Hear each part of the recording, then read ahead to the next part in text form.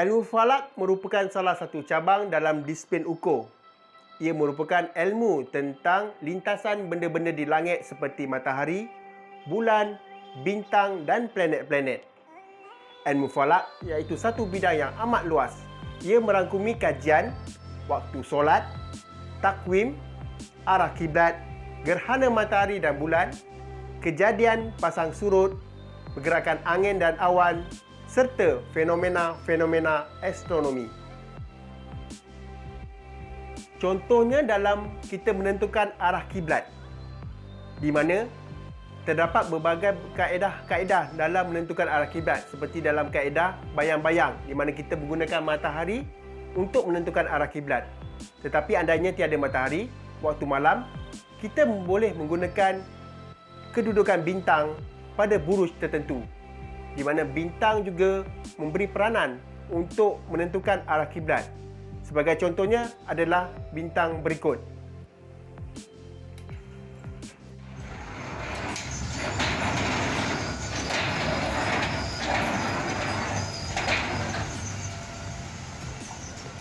Jika kita perhatikan di langit, terdapat pelbagai buruj. Buruj bermaksud gugusan bintang, dan di langit terdapat 88 buruj. Seperti contoh buruj Scorpio, buruj Pari, dan salah satunya adalah buruj Orion, di mana buruj inilah yang sering kita kaitkan dengan arah kiblat. Buruj Orion dia seperti berbentuk seorang pemburu ataupun orang, di mana Orion diambil daripada nama pemburu legenda Yunani, dan di dalam bahasa Arab dikenali sebagai Al-Babadur. Dalam Orion, buruj Orion ini kita perhatikan ada 3 bintang. Dan Orion dalam bahasa Melayunya adalah buruj belatik. Buruj belatik. Dan belatik bahasa Melayunya, bahasa Malaysianya dikenali sebagai pelangkap ataupun alat menangkap binatang atau jerat. Dan kita perhatikan di buruj Orion ini terdapat 3 bintang sederet dan selari, dan boleh dikatakan sebagai tali pinggang pada Orion ni. Dan kita perhatikan di 3 bintang tu, dan bintang-bintang tu dikenali sebagai bintang Mintaka, bintang Al-Nilam, dan yang terakhir bintang Al-Nita, di mana kalau dalam bahasa Melayu atau kita kenali sebagai bintang adik-beradik. Dan bintang-bintang ni yang berada buruj agak terang dan mudah dilihat. Jika kita perhatikan di langit, dia ada 3 bintang yang agak terang, dan deretan bintang ini yang kita berpandukan untuk terus mendapatkan arah kiblat. Dan arah kiblat ni boleh ketahui dengan menggunakan 3 bintang ni ke arah barat. Dan untuk memudahkan kita menentukan arah bintang, kita boleh lihat bintang yang bersebelahan dia. Kita gariskan dia, kita anggap satu garisan, dan ketiga-tiga bintang adik-beradik ni tadi kita buat satu lagi garisan. Kita perhatikan bintang Mintaka di sini, dan di situ arah kiblatnya, di mana bintang Mintaka yang atas satu ni menunjukkan dia itu arah kiblat. Dan satu lagi teknik atau cara adalah kita perhatikan keseluruhan bintang-bintang ini. Kita perhatikan ada 3 bintang adik-beradik ni, dan perhatikan juga perisai ataupun perisai pada Orion di sini. Di situlah arah barat ataupun arah kiblat. Tapi perlu diingati, kaedah buruj ini hanya sesuai atau boleh digunakan di Malaysia atau negara jiran seperti Singapura, Brunei, Indonesia, Selatan Thailand ataupun Nusantara lah. Sebab buruj ni jika mudah, dia berada di atas kepala kita dan kita boleh anggap dia arah kiblat. Sebagai contoh, kalau kita dah tahu di mana arah kiblat tu, dan kita selarikan dia di darat ataupun di bawah, dan arah kiblat kita adalah sebaris dengan dia, dengan arah kiblat. Itulah kaedah bagaimana kita menentukan arah kiblat menggunakan buruj Orion. Namun, buruj ini bukanlah setiap malam kita boleh lihat.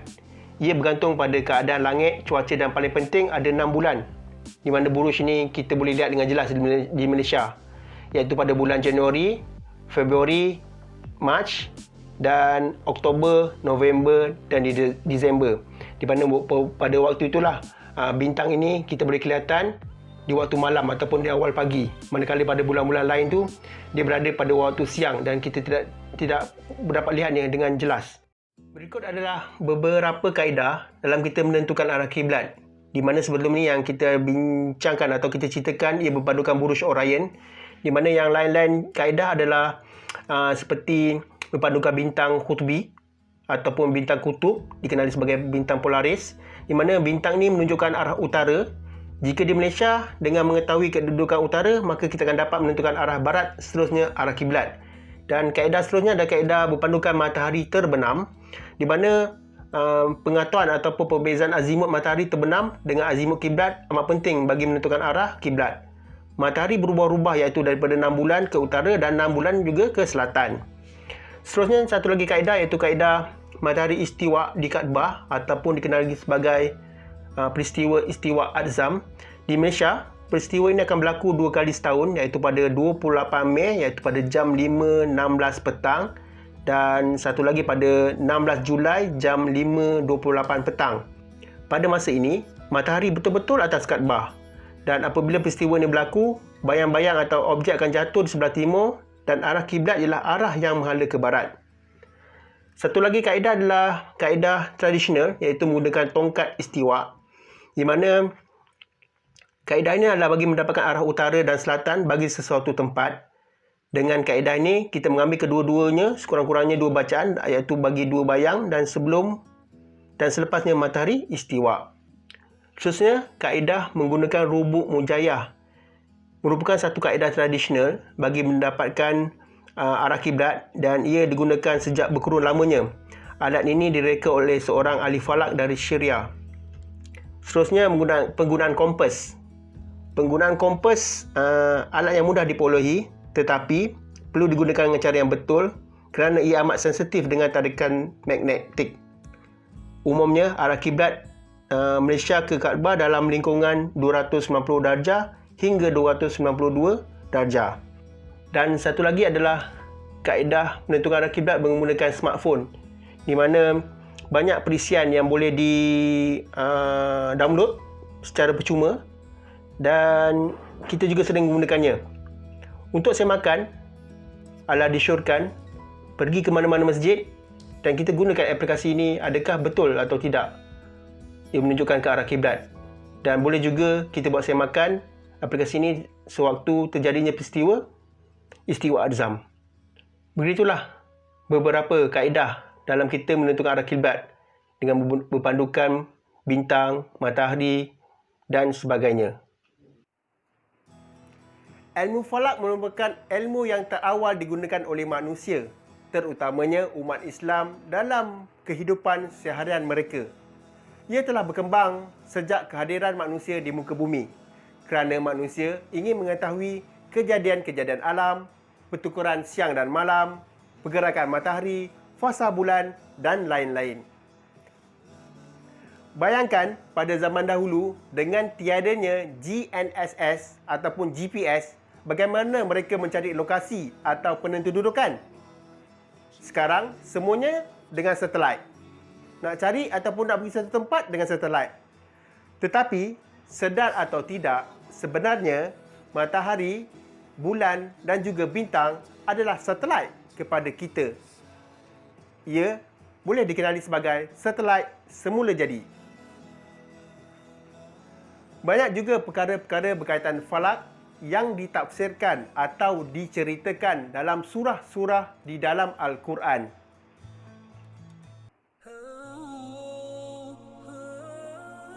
Secara khususnya, perkataan ataupun lafaz falak di dalam Al-Quran telah disebut 2 kali di dalam 2 ayat Al-Quran, iaitu di surah Yasin dan juga surah Anbiya, di mana di surah Yasin ayat 40 bermaksud, tidaklah mungkin bagi matahari mendapatkan bulan dan malam pula tidak dapat mendahului siang, dan setiap sesuatu itu berada di atas orbitnya berputar. Manakala dalam surah Anbiya ayat 33 bermaksud, dan dialah iaitu Tuhan yang telah menjadikan malam dan siang serta matahari dan bulan, tiap-tiap satunya beredar terapung-apung di tempat edaran masing-masing, iaitu di angkasa lepas. Manakala ayat-ayat lain di dalam Al-Quran yang berkaitan dengan falak ada disebut, antaranya adalah di dalam surah Al-Zumar surah Az-Zumar ayat 5 bermaksud Dia menciptakan langit dan bumi dengan tujuan yang benar. Dia menutupkan malam atas siang dan menutupkan siang atas malam dan menundukkan matahari dan bulan. Masing-masing berjalan menurut waktu yang ditentukan. Ingatlah, Dialah yang Maha Perkasa lagi Maha Pengampun. Manakala bagi surah Yasin ayat 38 bermaksud dan matahari berjalan di tempat peredarannya. Demikianlah ketetapan yang Maha Perkasa lagi Maha Mengetahui. Seterusnya dalam surah Al-Hijr ayat ke-16, dan demi sesungguhnya kami telah menjadikan di langit iaitu bintang-bintang yang berbagai bentuk dan keadaan, serta kami hiasi langit itu bagi orang-orang yang melihatnya. Manakala dalam surah Yunus ayat 5 dan 6, ia adalah berkaitan dengan takwim iaitu kalender Islam, di mana di dalam surah ini ia ada menerangkan berkenaan dengan matahari dan bulan yang mengikuti peredarannya masing-masing, serta kejadian ataupun pertukaran malam dan siang yang silih berganti. Begitulah sebahagian daripada ayat-ayat di dalam Al-Quran yang mempunyai kaitan bagi ilmu falak, di mana Allah SWT menggesa umat Islam untuk memberi perhatian terhadap petunjuk-petunjuk kejadiannya, untuk mereka meneroka, mengkaji dan mengembara, serta menggunakan panca indera dan akal untuk memahami alam ini dengan tujuan mendekatkan diri kepada Allah. Begitulah serba ringkas mengenai ilmu falak, yang mana ia boleh diibaratkan atau didefinisikan sebagai ilmu yang mengkaji perjalanan badan-badan cakrawala seperti bumi, bulan, matahari dan bintang-bintang. Semoga perkongsian ini dapat memberi kefahaman ilmu falak terhadap petunjuk-petunjuk kejadian ciptaannya, insya-Allah. Sekian saja daripada saya. Bersama kami akan kongsi. Sekian, terima kasih.